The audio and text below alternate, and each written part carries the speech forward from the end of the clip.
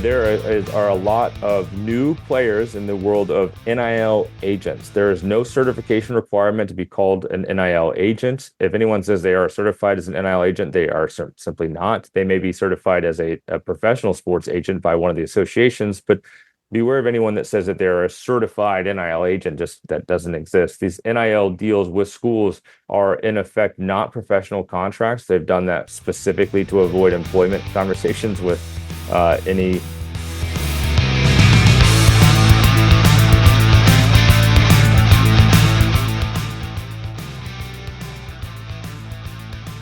This episode of the Coach's Call podcast is presented by Answers, ANSRS, the fastest, most accurate data and video management system in football, used by major college programs and high schools all across Texas.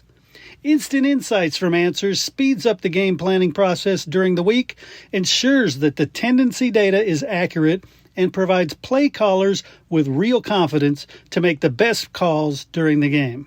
Visit www.answers.ai, that's ANSRS.ai, to learn how Answers can help you gain a real competitive advantage next season. Hi, y'all. Welcome to the Coach's Call, the official podcast of the THSCA, where every conversation is about helping coaches help kids. I'm Libby Pacheco, COO of the Texas High School Education Foundation, and we're glad you're with us. Before we get to today's conversation, here's a few quick reminders. We encourage you to get involved with our Educate, Excel, Play campaign as we continue to promote and defend education-based athletics across Texas. Also, don't forget to check out the Texas Coaches Leadership Tour. When you purchase a ticket to any one of the 9 events, you'll receive access to the replay of all 9 sessions at the end of the tour.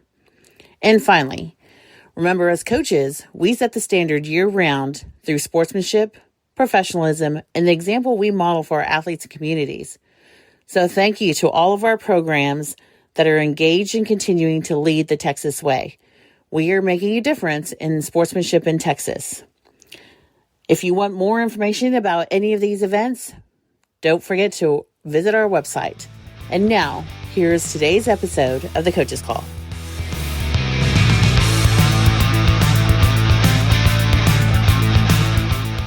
All right, everybody, welcome back to the Coach's Call. I'm Chris Daly, joined once again by Tim Prukop. Tim, gosh, I'm going to hand the mic over to you. Tell us what today's episode is about. Introduce your guest, and I'll just sit back and listen.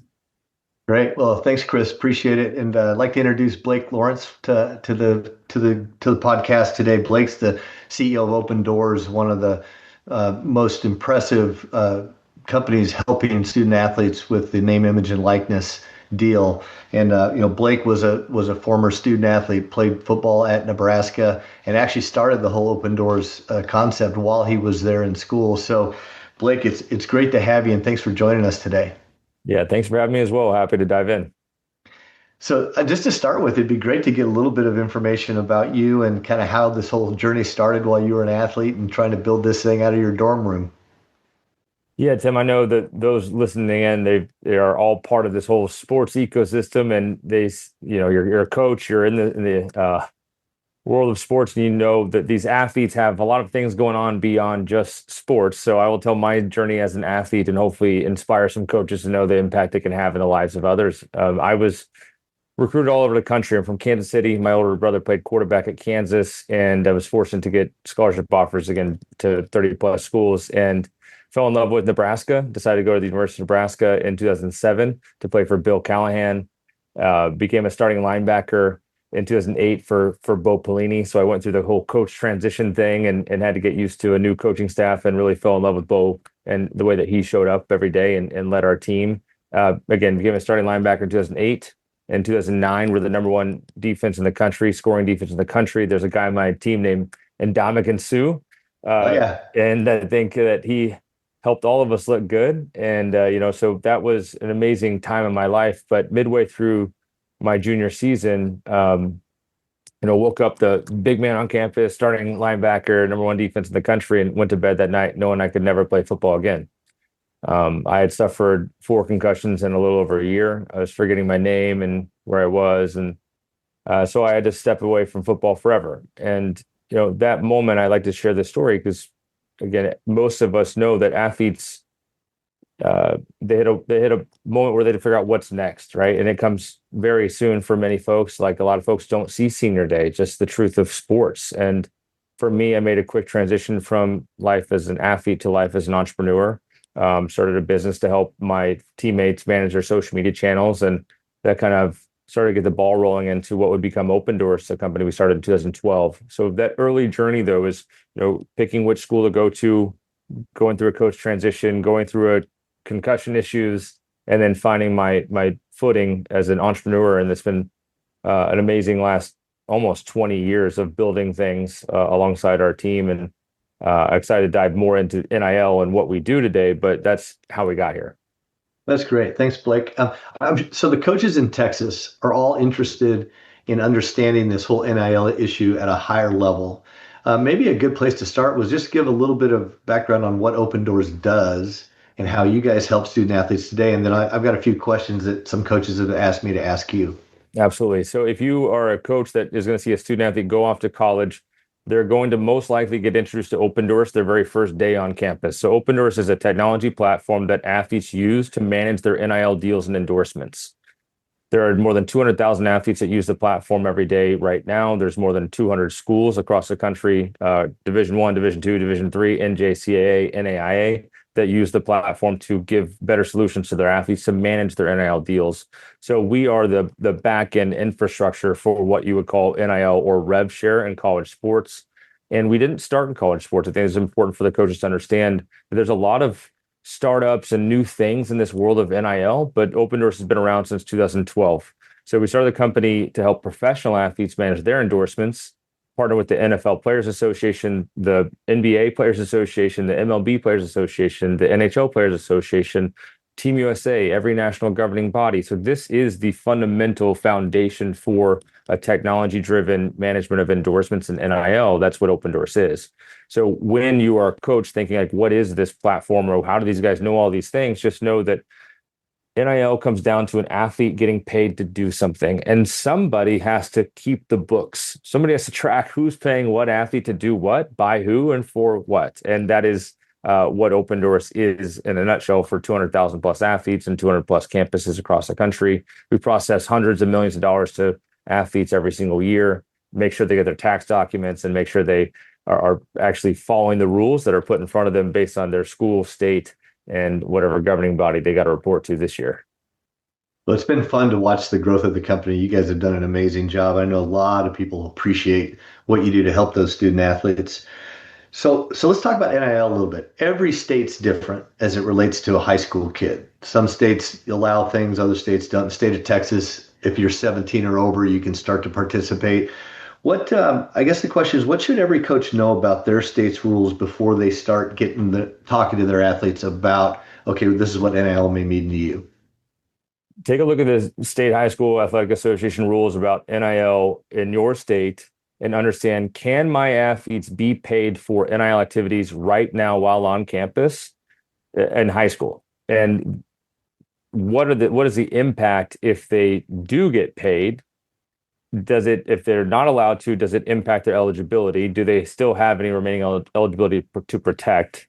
Right. So what we're seeing is a lot of high school athletes that are finishing their high school football season and are starting to get involved in NIL activities. Does it have any penalty on the season they just completed, or are they free and clear because they've completed their eligibility? Those are things that are still in the gray area of these rules. So if you're a coach, make sure you really understand, when can your athletes start to get paid to do NIL deals, and what type of involvement can the school have? A lot of the state athletic associations are allowing athletes to monetize their NIL while in high school, but they may not use the school marks, the logo of the high school that they attend. They can't use school facilities, right? So, and each state has different rules around these things. Some are trying to create uniform rules, but in general, make sure you understand, can my athletes get paid right now for NIL deals? An NIL deal, just so you know, could be as simple as an athlete getting paid to post on their Instagram page about a local business. It could be an athlete getting paid to promote a camp or clinic or lesson. It could be an athlete getting paid to do a photo shoot for a local clothing brand. Like, those are NIL deals in a nutshell. They could get paid to sign autographs. So can they do that? And what's the impact if they do that? And can they use your facilities? Can they use your logos or marks and have that understanding at the high school level so you can talk to the student athletes about this? There are different types of NIL that will impact high school athletes, and I want to talk about that. But first, of course, study the rule book.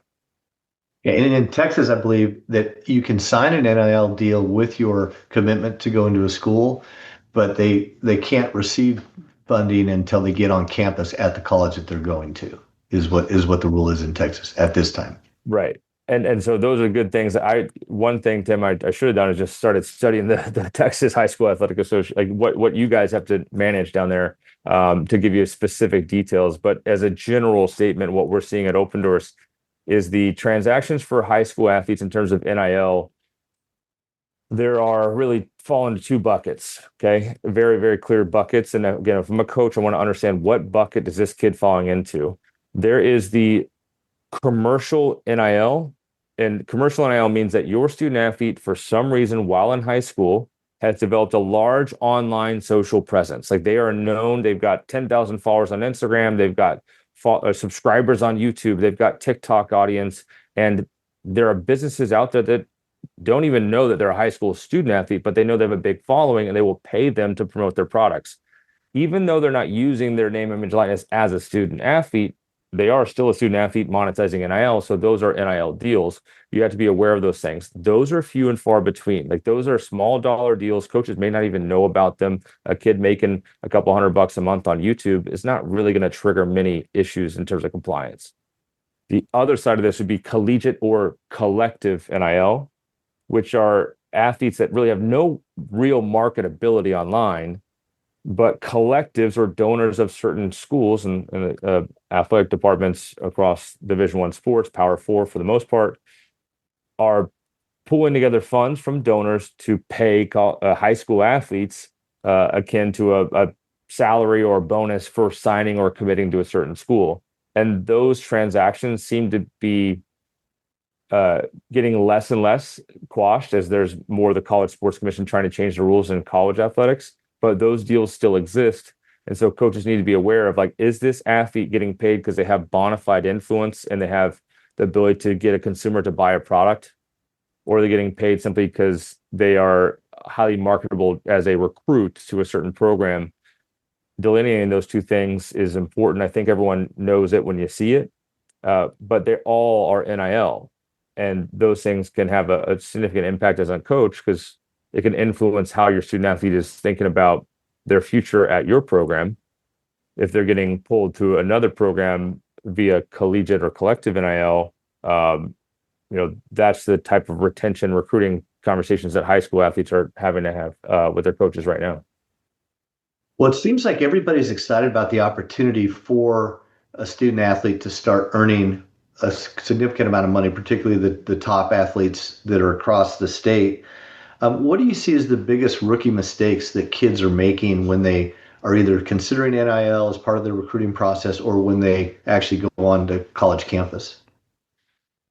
There's a transition happening right now in the recruiting process for high school athletes. And it used to be a faux pas for an athlete or their parent or their handler or their agent to ask about the NIL package or the rev share deal in the conversation with their prospective college coach. It is now shifting to one of the very first things that's discussed on campus. There are many coaching staffs in the college space that are just shifting their school of thought from, I have to build this relationship and understand this recruit and his family and the dynamics and a long time, build a relationship, to what's the number.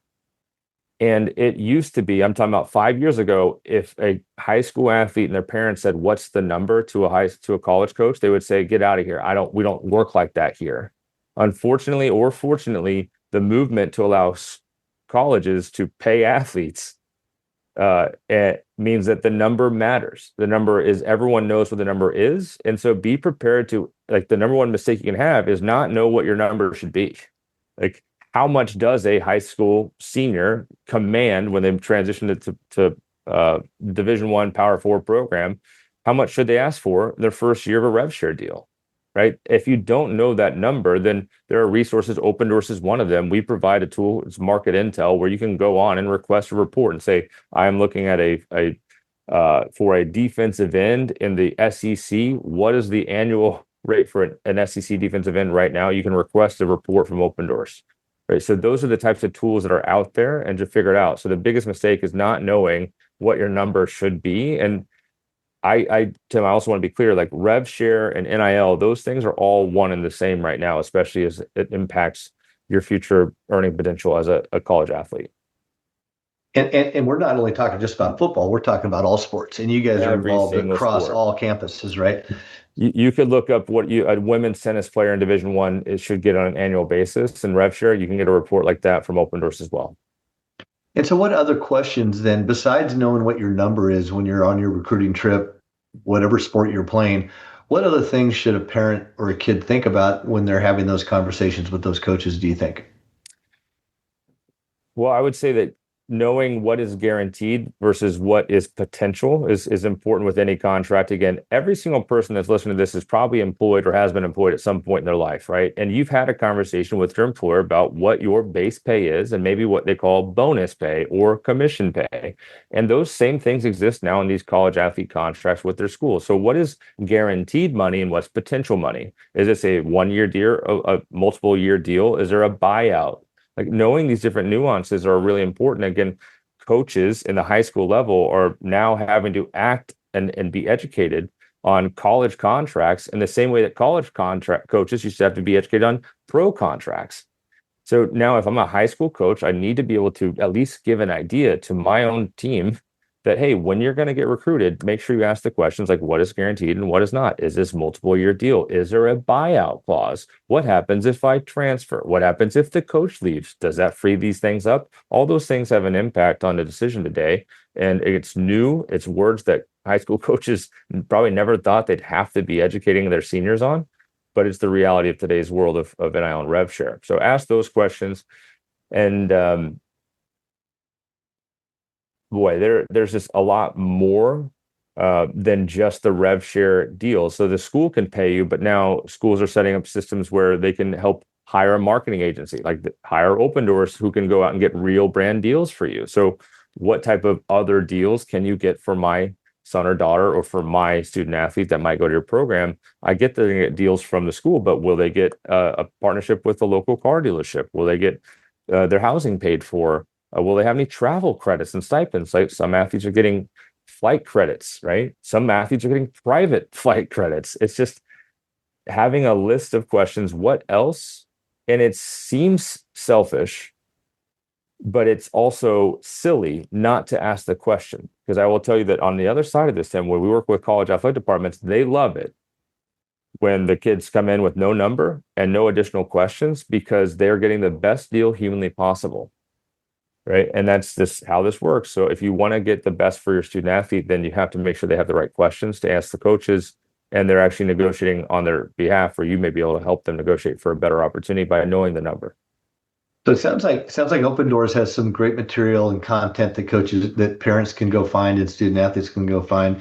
Also sounds like they need representation in some regard. What's your advice to high school coaches on how to help their kids understand what a good representative is versus what can be really dangerous? Boy, are a lot of new players in the world of NIL agents. There is no certification requirement to be called an NIL agent. If anyone says they are certified as an NIL agent, they are simply not. They may be certified as a professional sports agent by one of the associations, but beware of anyone that says that they're a certified NIL agent. Just that doesn't exist. These NIL deals with schools are in effect not professional contracts. They've done that specifically to avoid employment conversations with any entities that would have their eyes on that. So these are all NIL agreements, whether it's from the school or from a collective or from a business. They're NIL agreements, which means that they're marketing agreements, which means that you don't have to be registered to negotiate a marketing agreement, which means that anyone in the world can become an NIL agent. And just for anyone out there that's listening, if you are talking about commercial NIL, like a brand paying your student athlete 20% is a typical rate for that negotiation. Okay. So if you are we've been doing this for 20 years at Opendorse. Like, there is a world out there of marketing reps that help businesses decide which athletes to work with and help athletes decide what business they should work with. They get 20%. That makes sense. 20% commission.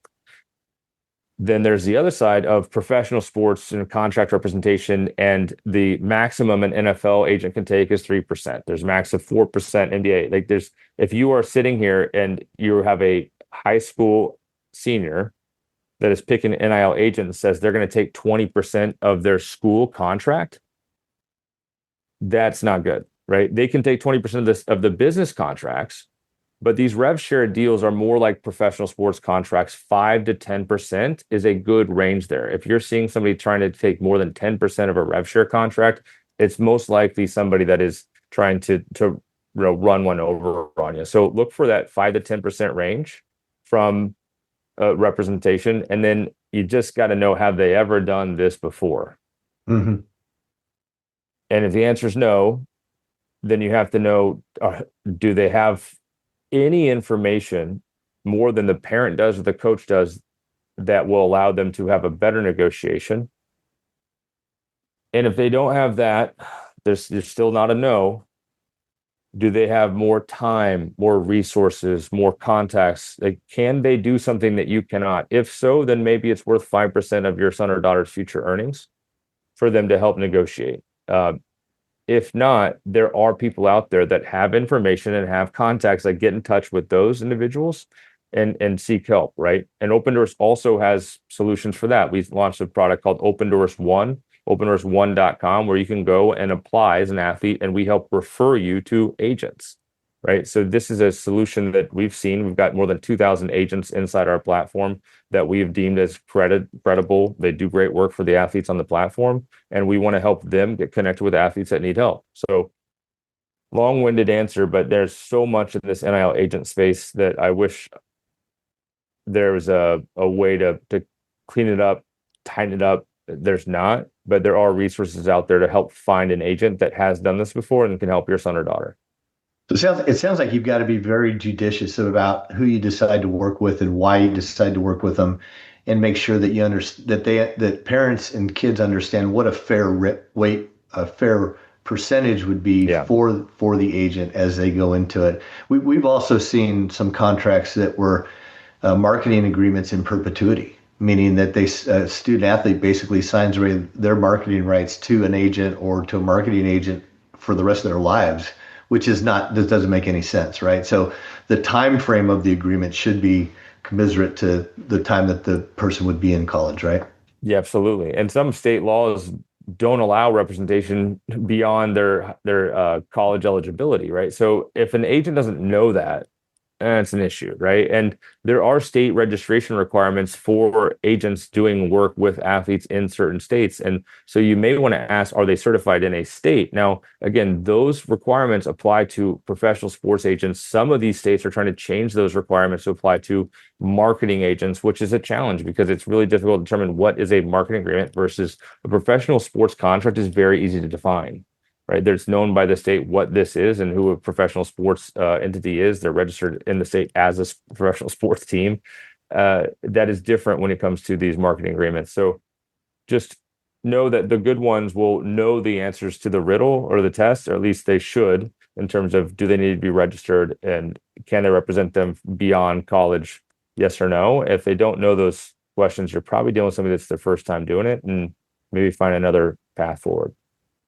So what do you think about financial literacy? So these kids are getting an opportunity, in some cases, to make millions of dollars, at a very young age. Mm-hmm. What can a high school coach be able to do to help their student athletes with financial literacy, or things to think about as they're looking into the future, so that they don't just blow all the money on stuff today, but they start building long-term wealth?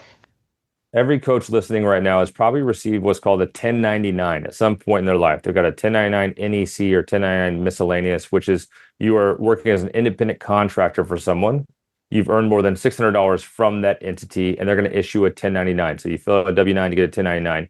Everyone that's listening knows when you get that 1099, you got to pay taxes on that. There's no tax withholding as an independent contractor, it is on the independent contractor to actually file their 1099s and pay taxes based on what the IRS says they owe. Every single college athlete that is getting paid, whether from the school, from a collective, from a brand, they are independent contractors. They are 1099 income, and it means that they are not having taxes withheld. So if you have a son or daughter that's playing pro or in college, you get a rev share contract for $100,000, they're going to get $100,000 added to their bank account. At the end of the year, they're going to have to start filing their taxes, and by April 15th, they're going to get a tax bill from the IRS that said, hey, you owe us $36,000.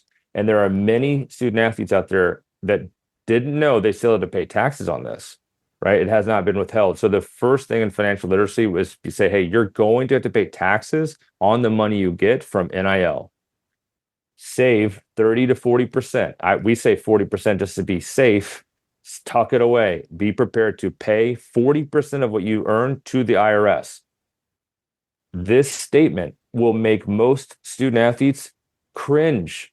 It will make them shake their heads. They're like, wait, what are taxes? What is this? And unfortunately, but fortunately, like, this is the best time in their life to learn that Uncle Sam exists. He will take 40% of your paycheck for the rest of your life. And if a high school coach could do anything, just tell them that they will have to pay taxes, because the IRS is most likely to be the first one to win big from NIL. They're going to have a lot of fines. They're going to have a lot of interest payments paid by athletes that didn't know they had to pay taxes on the income they're receiving from their school or third parties. So make sure you set aside that tax amount and or find a way to pay it on a quarterly basis or some way. But that $100,000 means you have $60,000 in your pocket, not 100, right? That's exactly right. Yeah. And there are other nuances that there's in-kind value is something that I would wish we should talk about more. Like, if a student athlete is driving a nice car and they have a $2,000 a month lease, that's $24,000 in value over the year, but they didn't get $24,000 in cash. They're going to get a 1099 for $24,000 in value. They're going to pay taxes on income that wasn't cash with money they don't have. So anytime a student athlete's entering into an agreement where they're receiving product instead of cash, they're still going to have to pay taxes on it. So these are things that coaches need to know and educate these athletes that, hey, man, everything you get, whether it's cash or a car or a lease on a nice condo building, whatever, you're going to have to pay taxes on it. So be prepared to do the math. So it's like 30, 40%. Otherwise, you're going to face some issues with IRS. I'm sure people really appreciate that. That's great information. As we kind of wrap up this podcast, Blake, any fun stories or anecdotes that you've seen of kids that have had just a really good experience that was kind of unexpected, or things that you thought were fun that it would be good for coaches just to hear about? Certainly. At Opendorse, we've been around for a long time helping athletes of all shapes and sizes, from the Patrick Mahomes and Travis Kelce and Alex Morgan down to freshmen on campus at Division III or NJCAA schools. And we exist to help these athletes make the most of whatever moment they have. You heard my story at the beginning. Like, I was a starting linebacker one day, and the next day I could never play again. So you never know when your last play is going to be as an athlete. So if we can maximize your earnings, that's great. So I'll tell you a story of Gloria Materi. Gloria was a volleyball player at Oregon, and she was there right in 2021, right as NIL got started. And I got a chance to go up and visit with her about 3 months into NIL. And she had done really well in Opendorse through commercial deals. Like, brands were paying her. She got deals with Degree Deodorant and deals with different national advertisers through Opendorse. And I said, hey, how's NIL going for you? And she told me a story. And I think this is what matters. This is the impact of athletes earning while in college. She told me a story that Gloria Materi was a foster child. Her parents both died before she was a teenager. Her and her sisters at one point were living in a car just by themselves. And she had, worked hard, developed in her skill set as a volleyball player, became a top-ranked volleyball player, went to K-State, transferred to Oregon. But she had told me that she had earned enough money in the first 3 months of NIL to buy her first car. And to hear her journey from losing her parents to living in a car to this moment in her life, 22 years old, like, bought her very first car because of NIL, like, that's the purpose. That's the point.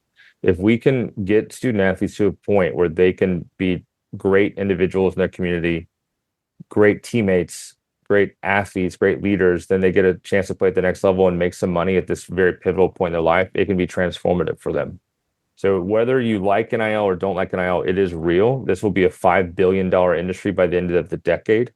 There will be athletes in college will be making more money than every single sports league except for the NFL and NBA by the end of the decade. This is a world that is here. And if we can prepare the athletes for those moments and know what to do with the dollars and have an influence, then this would be a very good thing for all of us across sports. So lean in and remember Gloria's story, because these things matter. These dollars have an impact on lives probably beyond what you think and what you see on SportsCenter. Well, that's a great story.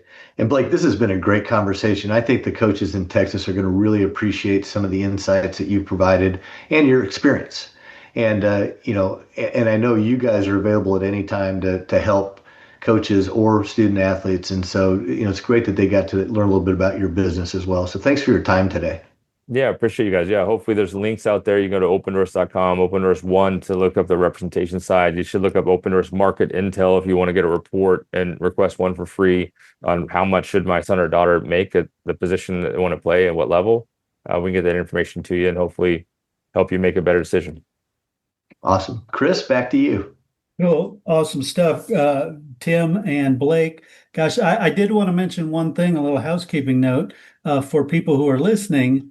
The company is Opendorse, but that could be construed as multiple doors, but it's Opendorse. It's indoors, not doors.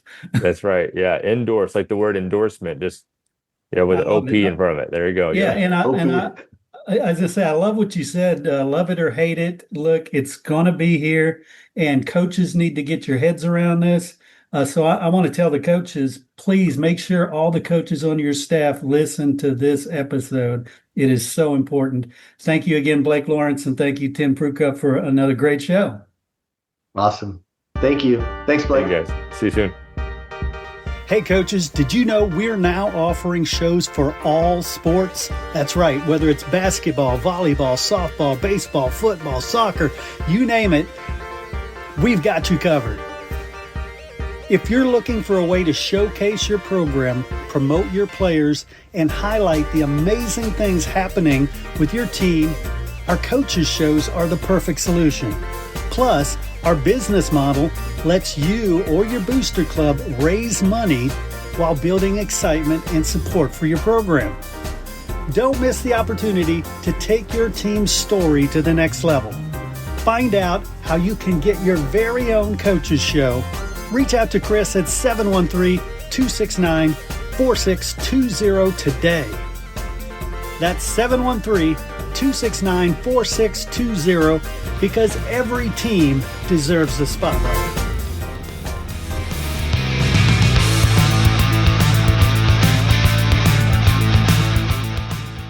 Hey, of course, I want to thank our guest, but I also want to thank you. I want to thank you for giving me what I consider the most valuable thing you can give, your time and your attention. And I know you don't do it to hear me. You do it for the great messages provided by the THSCA. And hey, if you'd like to associate your company with the THSCA and the Coach's Call podcast, limited sponsorship opportunities are available. You can reach out to me, Chris Daly, 713-269-4620, or head over to my website, freshmediaworks.com. Once again, thank you so much for supporting Texas high school coaches. Please share this show out to everybody you can so that we can help share these important messages. Thanks again, and we'll catch you next time on The Coach's Call. The interviews in this show are brought to you by the Texas High School Coaches Association. THSCA provides to its more than 26,000 members access to the people, events, tools, and resources to help them thrive in the profession, become trusted leaders in their communities, and live balanced and successful lives. The work and sacrifice coaches do every day is vital to the development and success of student athletes. The THSCA supports these efforts. We fight for every coach, provide them with the connections and resources to improve their lives, and help all student athletes throughout the state enjoy lasting success. The mission statement is simply this: to help and serve Texas high school coaches as they work to help and serve student athletes. Helping coaches help kids.